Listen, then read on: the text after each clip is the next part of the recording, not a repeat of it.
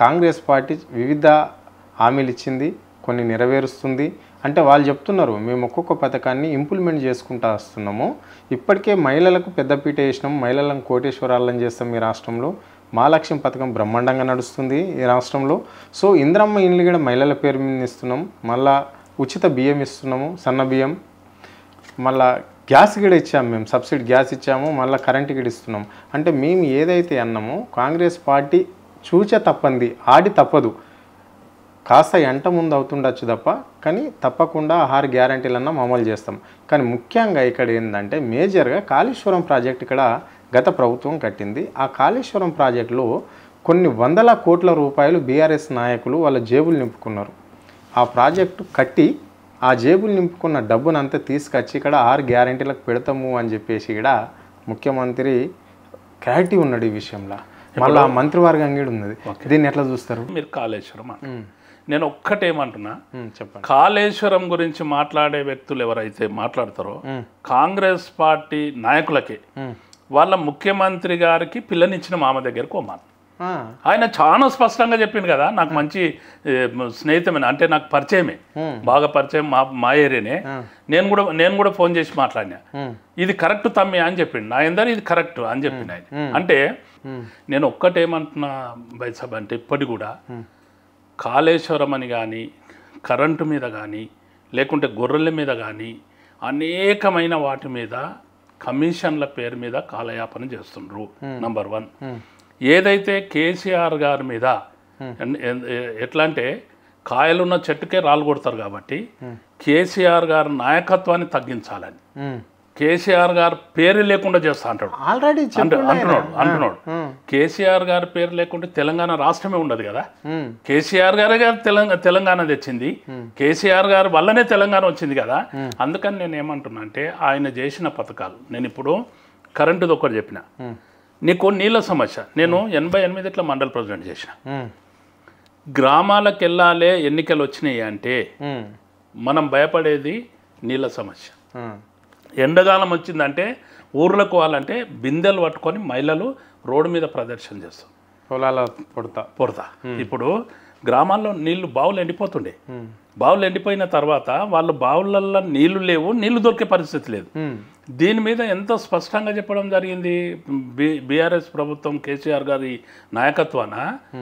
మేము ఏ ఆడపడుచుల ఏదైతే భుజాలు కాయలు కాస్తున్నాయో బిందెలు ఎత్తుకొచ్చి బిందె మీద బిందె 3-4 బిందెలు పెడుతుంది.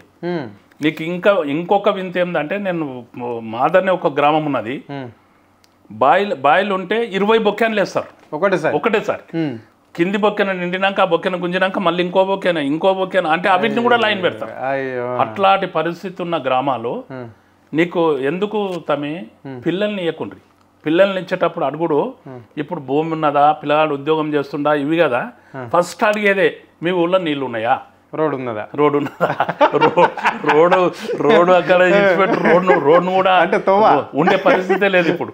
అయితే ఆ విధంగా అట్లాంటి పరిస్థితి నుండి మహిళల ఏదైతే భుజాలు కాయలు కాస్తున్నాయో ఇంటింటికి నల్ల తెస్తాడు.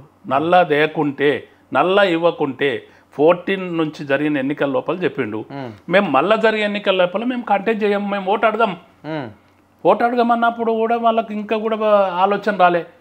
మరి దాని మీద అంత ఛాలెంజ్ చేసుకొని గ్రామాన ఇల్లుకు నీకు దాన్ని ఇచ్చింది. ఈరోజు మెయింటైన్ చేసే పరిస్థితి లేదు అసలే. ఈరోజు కేసీఆర్ నీళ్లు అంటారు, వీటిని కేసీఆర్ కరెంట్ అంటారు ఆడ ఊర్ల.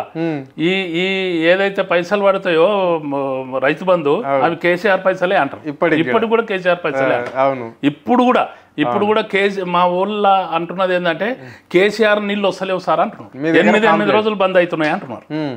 అంటే అవిటిని కూడా మెయింటైన్ చేయలేని పరిస్థితి లోపల ఇలా ప్రభుత్వం ఉన్నది. అంటే కేసీఆర్ గారు ప్రవేశపెట్టిన అనూహ్యమైన ప్రవేశపెట్టడం స్కీమ్లు, అంటే గొప్ప స్కీమ్లు, నీకు ఎవ్వరు కూడా చేయలేని స్కీమ్లను అసలు మేము కూడా ఊహించలేము. మేము ఇప్పుడు నేను విద్యార్థి దశ నుండి రాజకీయాలు ఉన్నా, ప్రజా జీవితం లోపలనే ఉన్నా. నేను ఒక 35 ఏళ్ళ నుంచి రాజకీయ జీవితంలో ఉన్నా. ఎంతో మంది ముఖ్యమంత్రులను చూసినాం. కేసీఆర్ గారిని కూడా ఆయన పార్టీలు ఉండే నేను చూడడం జరిగింది. అసలు ఊహించలేము మేము. నీళ్ళు ఎక్కడికి వెళ్ళి ఇస్తాడు, 7 కేల్ పైప్ లైన్ చేస్తాడు, ఊర్ల బాయి దొవ్వి ఊరవతల బాయి దొవ్వి ఊరవతల బోర్ కొట్టి ఊళ్ళకి దేవాలంటేనే కష్టం ఉంటుంది. ఎన్ని తావుల పైప్ లైన్ పడిపోతుంది. మరి ఇప్పుడు 100 కిలోమీటర్లు సమస్యలు ఉంటాయి. ఇది నా జాగాలకి వెళ్ళిపోతుంది ఒకరికొకరు. ఇప్పుడు అంత అడవులకి వెళ్ళి నీళ్ళు తెచ్చాను కదా, ఎక్కడ పైప్ లైన్ ఆగిపోలే. మొత్తం రాష్ట్రం అంతా కూడా నేను కార్పొరేషన్ చైర్మన్ అయి చూసిన కదా, ఎక్కడ నీళ్ళ పైప్ లైన్ ఆగిపోలే. ఇంట్లోకి వెళ్ళి ఓనియలేరు కాబట్టి ఆగింది, ఇడికెళ్ళి ఓనియలేరు కాబట్టి ఆగింది. నీకు బ్రహ్మాండంగా ప్రతి ఇంటికి నీళ్ళు అందించిన చరిత్ర కేసీఆర్ గారు. దాన్ని దూడిచేయి భయ్, దానికి ఇంకేమన్నా పెట్టు, అంతకన్నా మంచిది పెట్టు, నీతో సాధ్యమైతే పెట్టు, అట్లాంటిది పెట్టు. నీకు ఇప్పుడు గురుకులాలు పెట్టినాము. రైట్. ఇప్పుడు గురుకులాలు నా కార్పొరేషన్కి వస్తుంది ఇన్ఫ్రాస్ట్రక్చర్. రైట్. అవును. అయితే గురుకులాలు నేను లిస్టు తీసిన 293, 94. ఏది 14ల కాంగ్రెస్ ప్రభుత్వం. ఇన్నేళ్ళ తెలుగుదేశం కాంగ్రెస్ అన్ని పరిపాలన చేసుకుంటూ వస్తే దాదాపు 200 ఏమి ఉండే కదా. అంతే 290 అన్ని కలిపితే కూడా అంటే ఇప్పుడు 1100కి వచ్చినాయి. 1100కి వచ్చినాయి.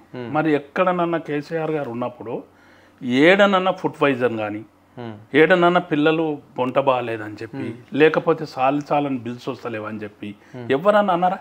ఎక్కడన్నా జరిగిందా?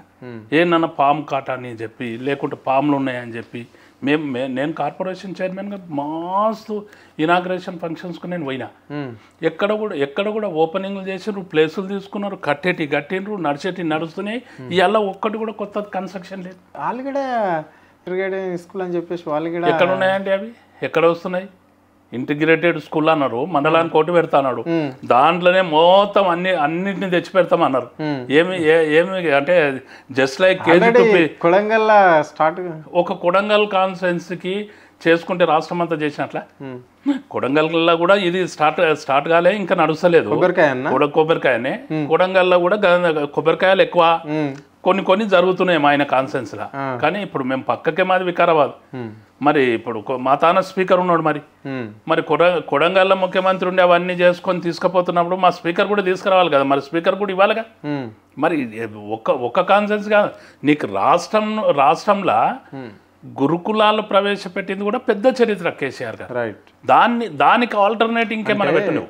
ఆ ఉద్దేశం బడుగు బలహీన వర్గాల పిల్లలు కొంచెం విద్యకు దూరం అవుతున్నారు అని గతంలో చూసి అవిటిని పెట్టిండు అని చెప్పేసి కూడా ఆ రోజులలో పెద్ద చర్చ దీని మీద చాలా మంది మాట్లాడుకున్నారు. ఇంగ్లీష్ మీడియం అంటే బడుగు బలహీన వర్గాలు ఆర్థికంగా ఎంటబడి ఉంటారు కాబట్టి వాళ్ళకు ఫ్రీ విద్యను అందిస్తే కొంచెం మెరుగవుతారు, ఈ రాష్ట్రం అభివృద్ధి అవుతుంది అని చెప్పి. ఫుడ్ కూడా ఎంత ఇది అంటే నీకు నారాయణ, శ్రీ చైతన్య, గౌతమి ఇట్లాంటి అన్ని కార్పొరేట్ స్కూళ్ళు ఉన్నాయి కదా, వాటికన్నా మంచి భోజనం ఇలా. నీకు అడ్మిషన్ స్టార్ట్ కాగానే 1000 కొద్ది జనాల అప్లికేషన్స్. మరి ఈ రోజు ఎందుకు అది లేదు అంటే ఇప్పుడు దాదాపుగా నాకు తెలిసి 10 లక్షల మంది విద్యార్థులు గురుకులాల్లో చదివేది.